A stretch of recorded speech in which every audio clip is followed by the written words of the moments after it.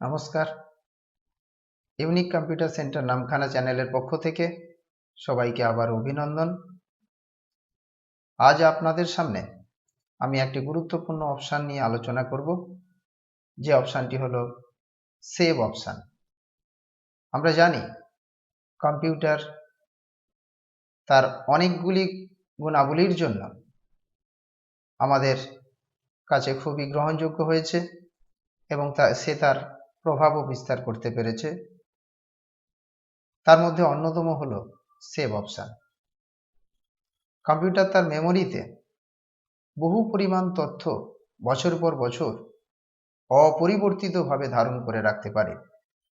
তার এই বৈশিষ্ট্যের জন্য আমরা যে অপশানটিকে ব্যবহার করি সেই অপশানটি হলো সেভ অপশান। আমরা এখন দেখব নোটপ্যাড প্রোগ্রামের মাধ্যম দিয়ে কিভাবে সেভ করতে হয়। চলুন সরাসরি আমরা প্র্যাকটিক্যালে চলে যাই, এবং যাওয়ার পূর্বে আপনাদের কাছে একটি রিকোয়েস্ট, চ্যানেলটি যদি ভালো লাগে তাহলে অতি অবশ্যই লাইক, শেয়ার এবং কমেন্টের মাধ্যমে জানাবেন। মতো স্টার্ট মেনুতে গিয়ে আমরা অল প্রোগ্রামে ক্লিক করি। অল প্রোগ্রামে ক্লিক করার পর আমরা অ্যাক্সেসরিজে চলে যাই। তারপর আমরা নোটপ্যাডে এসে ক্লিক করি। এমনি করে আমরা নোটপ্যাড ওপেন করলাম। নোটপ্যাড ওপেন করার পরে আমরা নোটপ্যাড প্রোগ্রামে কিছু এমনি করে লিখলাম। আমি আমার প্রয়োজনীয় কিছু বিষয় এখানে লিখেছি। তোমরাও তোমাদের প্রয়োজনীয় কিছু তথ্য কম্পিউটারের মধ্যে এমনি করে টাইপ করতে পারো বা লিখতে পারো। লেখার পরে আমরা চলে যাচ্ছি ফাইল মেনুতে। ফাইল মেনুতে গিয়ে ক্লিক করলে দেখতে পাচ্ছি এখানে সেভ অপশান রয়েছে। আমরা সেভ অপশানে এসে ক্লিক করলাম।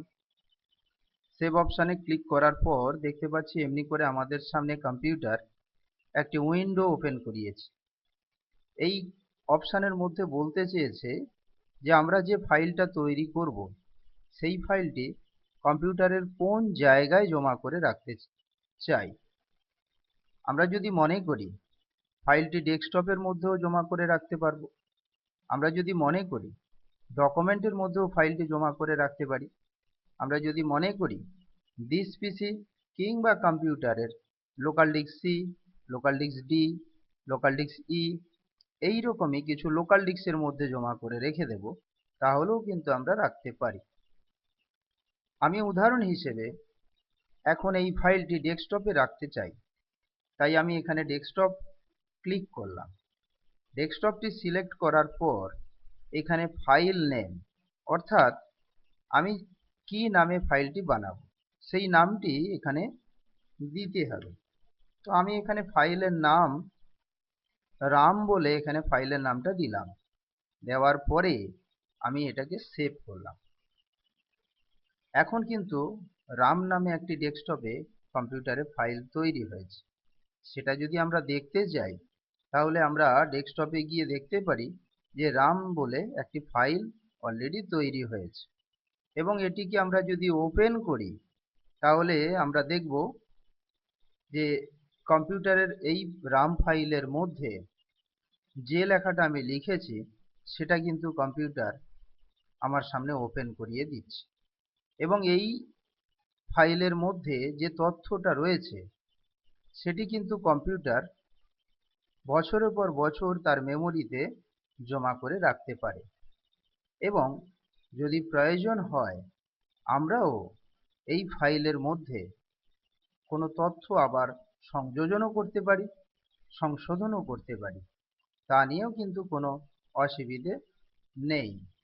তাই এমনি করেই আমরা কম্পিউটারের মধ্যে যে সমস্ত কাজ বর্তমানে করছি সেটা যদি ভবিষ্যতে কখনোই কোনোভাবে প্রয়োজন হয় তাহলে আমরা এমনি করে একটি ফাইল তৈরি করে কম্পিউটারের মেমোরির মধ্যে জমা করে রাখতে পারি।